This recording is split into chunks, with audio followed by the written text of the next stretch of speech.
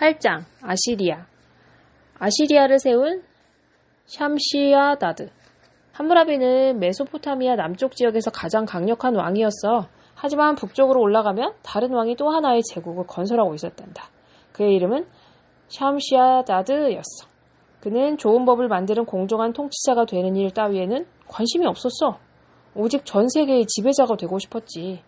바빌론은 유프라테스 강 옆 메소포타미아의 남쪽에 있었고, 아수르는 티그리스 강 옆 메소포타미아 북쪽 지방에 있었지. 샴시아다드는 이 아수르라고 하는 도시에 살고 있었어. 샴시아다드는 아수르의 왕이 되자 아수르가 새로운 제국의 중심이 되어야 한다고 생각했어. 그래서 그는 자신이 숭배하는 바람과 태풍의 신을 위해 커다란 사원을 짓기 시작했지. 사원은 금과 은으로 덮어 씌운 마호가니 통나무로 지어졌어. 그는 신을 기쁘게 하기 위해 기름과 꿀, 버터를 사원의 주춧돌에 바르기도 했단다. 샴시아다드는 바람과 태풍의 신이 자신의 편이 되어주길 바랐어. 그렇게만 된다면 더 많은 힘을 갖게 될 것이고 훨씬 쉽게 전쟁에서 이길 수 있기 때문이었지. 사원이 다 지어진 날 샴시아다드는 이렇게 선언했단다. 바람과 태풍의 신께서는 이 세상의 어떤 도시들보다 아수르를 더 사랑하신다. 그분은 내가 전 세계의 왕이 되기를 원하신다. 아수르 백성도 일제히 소리쳤어. 전 세계의 왕 샴시아다드 만세! 그러고 나서 샴시아다드는 군대를 모아 메소포타미아 도시들을 정복하기 시작했어. 그의 두 아들도 함께 출전했지. 샴시아다드는 새로운 도시를 정복할 때마다 아들들을 그 도시의 새로운 통치자로 삼았어. 곧 아수르의 군대는 주변의 모든 도시를 정복하게 되었단다. 샴시아다드는 메소포타미아의 사람들이 자신을 두려워하기를 원했어. 그는 독재자였던 거야. 그는 자신의 왕국에서 살고 있는 그 누구도 그의 법과 명령을 거부하는 것을 허락치 않았어.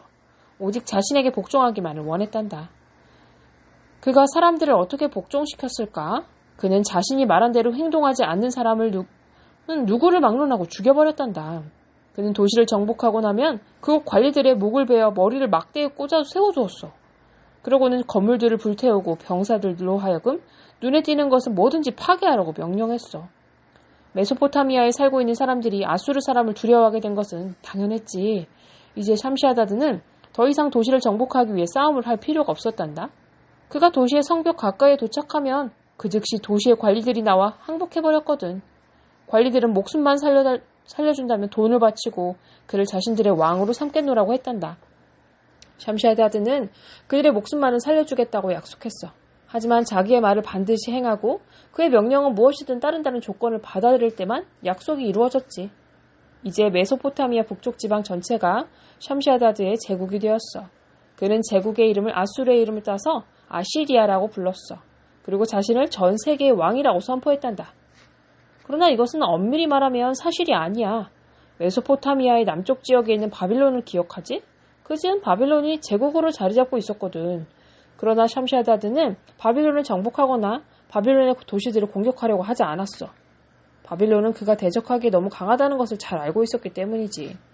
샴시아다드가 죽자 아시리아 제국은 그의 아들들이 통치하게 되었어. 하지만 형제는 서로 싸움만 했단다. 그들은 서로에게 욕설이 담긴 편지를 쓰거나 상대방에 대한 불평만 늘어놓았지. 결국 그들은 강하고 통일된 아시리아를 지켜내지 못했어. 이를 지켜보던 함무라비는 아시리아를 바빌로니아 제국의 땅으로 만들기로 결심했어. 그는 군대를 이끌고 메소포타미아 북쪽을 향해 나아가 마리라는 도시를 파괴하고 아수르를 점령해버렸지. 그러자 아시리아 사람들은 함무라비에게 공물을 바치고 그를 전 세계의 왕이라고 불렀단다. 그러나 함무라비는 샴시아다드처럼 잔인하지 않았어. 그는 아시리아의 관리들이 자신의 법전을 따르기만 한다면 그들의 도시를 그대로 관리하도록 했어. 그는 관리들의 목을 베지도 그들의 집을 불태우지도 않았지.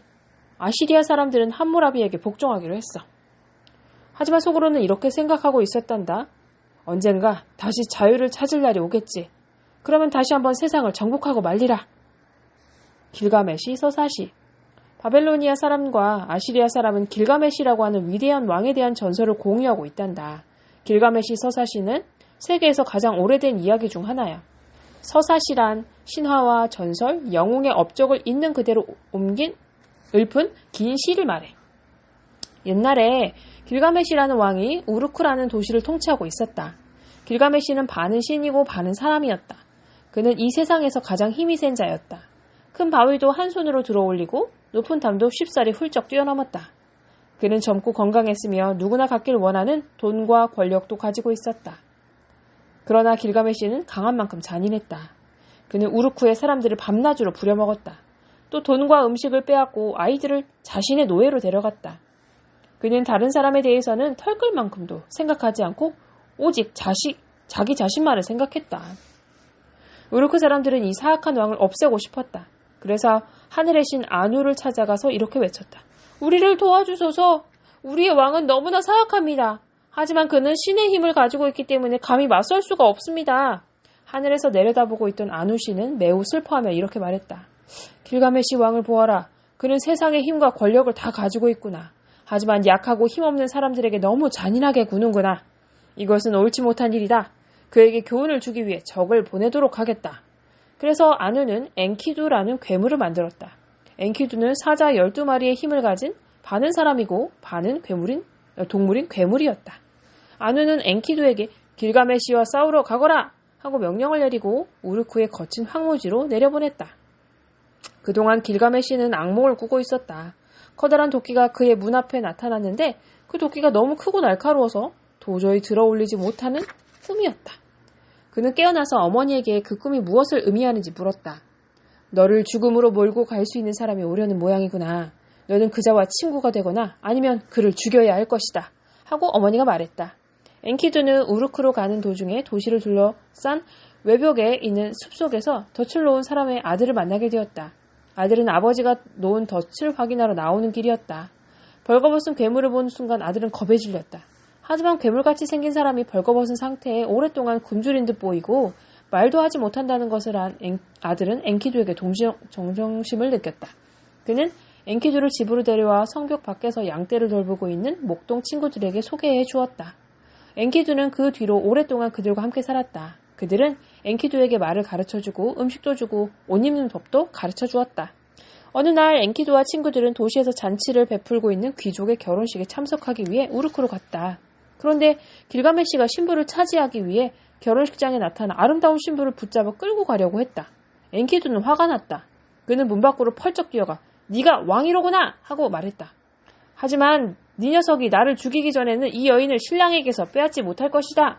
지금까지 길가메시에게 명령을 했던 사람은 단 한 명도 없었다. 그는 엔키두에게 달려들어 맞붙어 싸웠다. 결혼식장은 순식간에 아수라장으로 변했다.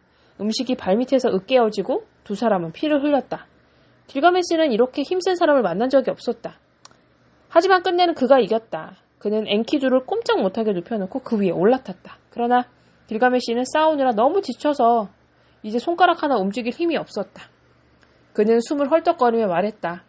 이제부터 우리 친구하세. 그때부터 엔키두와 길가메시는 친구가 되었다. 또 길가메시는 자신의 백성들을 따뜻하게 대했고 엔키두와 함께 많은 모험을 했다. 한 번은 신들의 황소가 하늘에서 도망쳐 땅으로 내려왔다. 황소는 수백 명의 사람을 죽이면서 길가메시의 왕국을 향해 돌진해왔다. 황소의 힘이 어찌나 세던지 숨을 쉴 때마다 땅에 커다란 구멍이 생길 정도였다. 사람들은 길가메시와 엔키두에게 도움을 요청했고 엔키두는 황소를 죽여 온 나라를 구했다. 그러나 신들은 엔키두가 자신들의 황소를 죽인 데 대해 몹시 화가 났다. 그래서 그에게 끔찍한 병을 보냈다. 결국 엔키두는 12일 동안 고통으로 괴로워하다가 죽고 말았다. 길가메시는 친구의 죽음을 슬퍼했다. 그는 전 세계가 엔키두의 죽음을 슬퍼하고 눈물을 흘리도록 명령했다. 그 또한 목욕도 하지 않고 아무것도 먹지 않았다. 그는 죽음이 엔키두를 데려갔다는 생각에 참을 수가 없었다. 마침내 그는 영생의 비밀을 알아내어 죽음 자체를 정복하기로 결심했다.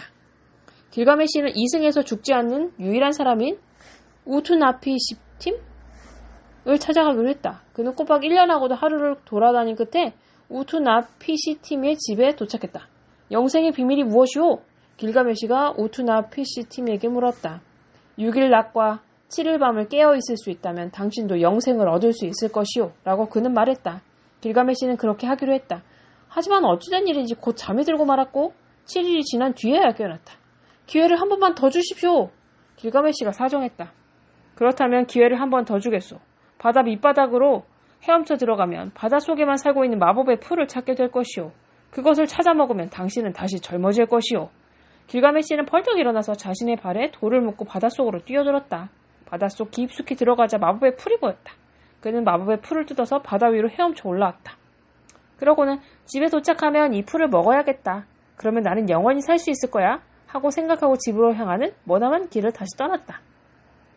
그러나 어느 날 밤 길가메시가 잠을 자고 있는 사이에 뱀 한 마리가 그에게 미끄러지듯 다가왔다.